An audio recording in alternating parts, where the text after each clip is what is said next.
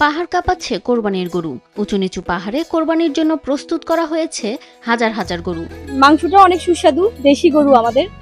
দামেও হচ্ছে যে এটা মানে মানানসই বলবো আর কি। খামারিদের যে মানে ভোক্তারা যে কিনবে, এটা দামেও ওদের কাছে এটা সামঞ্জস্যপূর্ণ।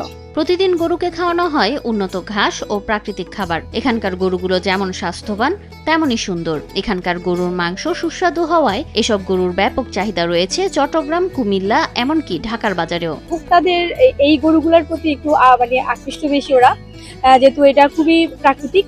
এই গল্পের সবচেয়ে বড় অনুপ্রেরণার নাম সুজন। খাগড়াছড়ি সদরের এপিবিএন এলাকার আয়েশা ডেইরি ফার্মের প্রতিষ্ঠাতা তিনি। মাত্র 6টি গরু দিয়ে 2019 সালের জানুয়ারিতে শুরু হয়েছিল তার পথ চলা। আজ তার খামারে গরুর সংখ্যা 58টি।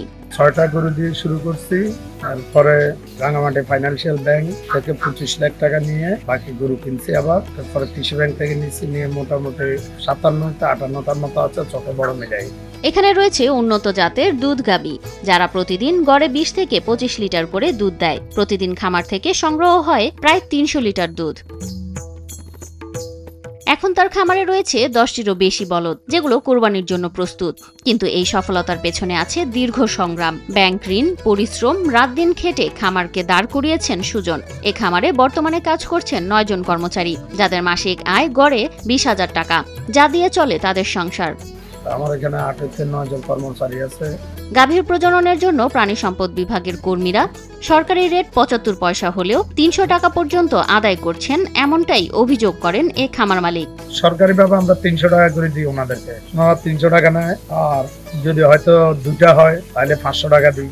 এদিকে প্রাণী সম্পদ বিভাগের ভারপ্রাপ্ত কর্মকর্তা ডাক্তার সুপর্ণা দে জানান, এ বিষয়ে তদন্ত করে উপযুক্ত ব্যবস্থা নেওয়া হবে। খামারিদের জন্য সরকারি রেট নিশ্চিত করার আশ্বাস দেন তিনি।